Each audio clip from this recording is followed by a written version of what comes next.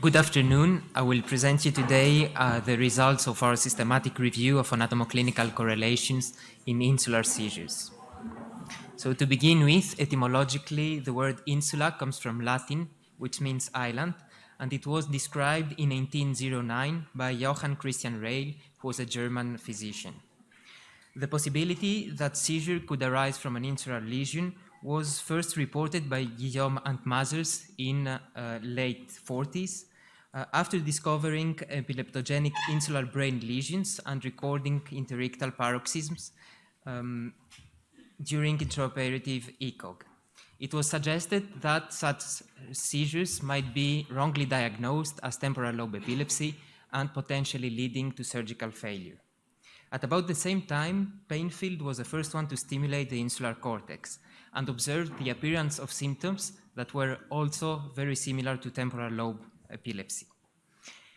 The first attempt of resection of non-lesional spiking insula was performed by the MNI team, which concluded to multiple surgical complications and lack of improvement, and thus was concluded that it was ineffective and dangerous, and that's why it was stopped.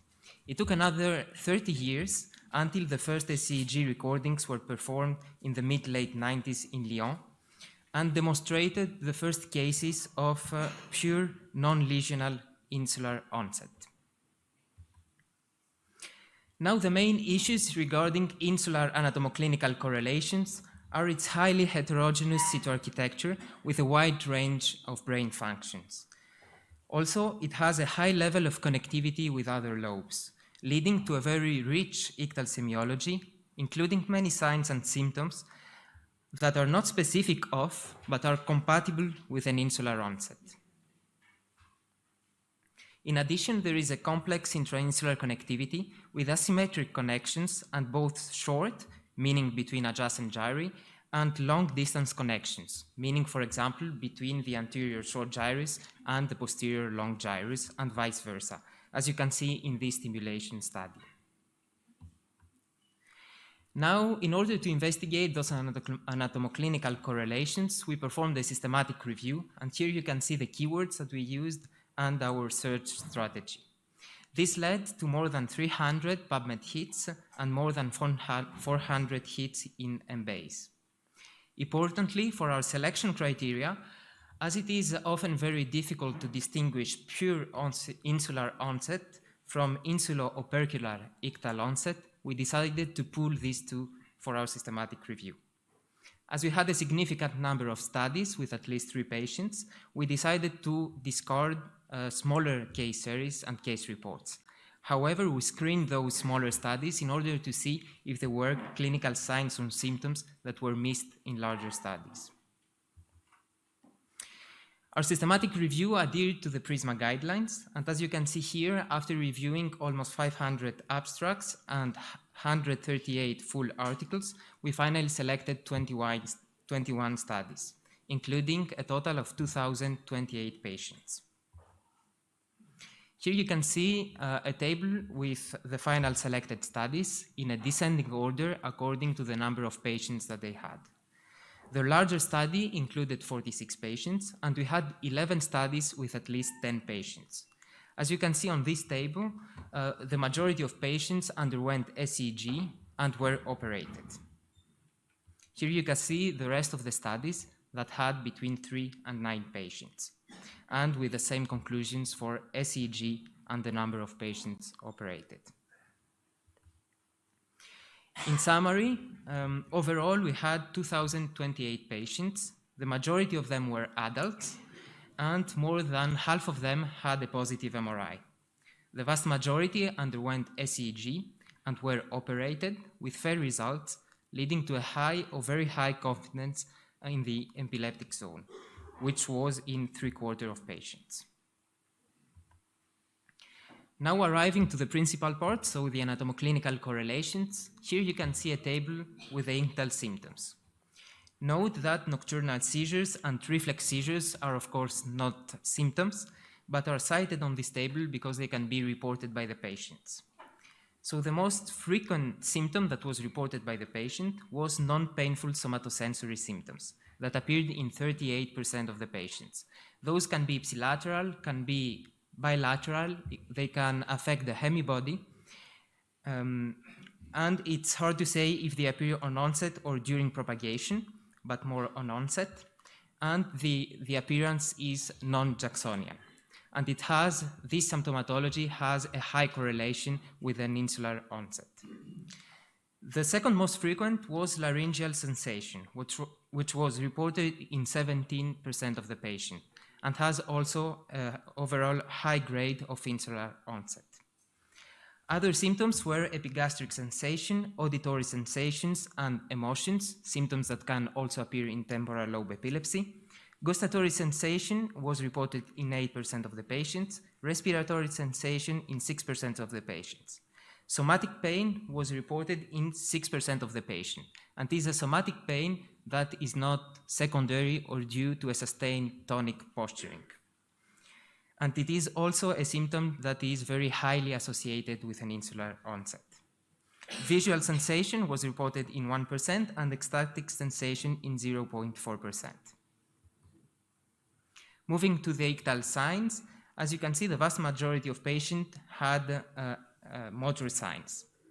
The most frequent one was dystonic posturing, occurring in 40% of the patients. That could include also the cephalic area.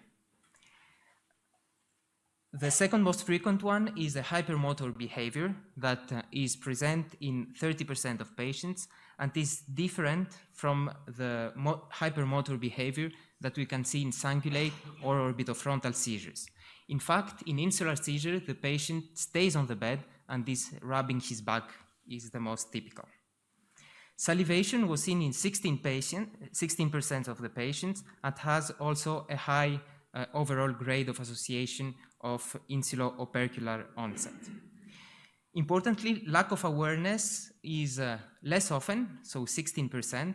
Speech dysfunction appears in 30%, eye blinking 11%, and grimace, which has also a high overall grade of association with the insular lesion, is probably underreported, but was reported in 11%.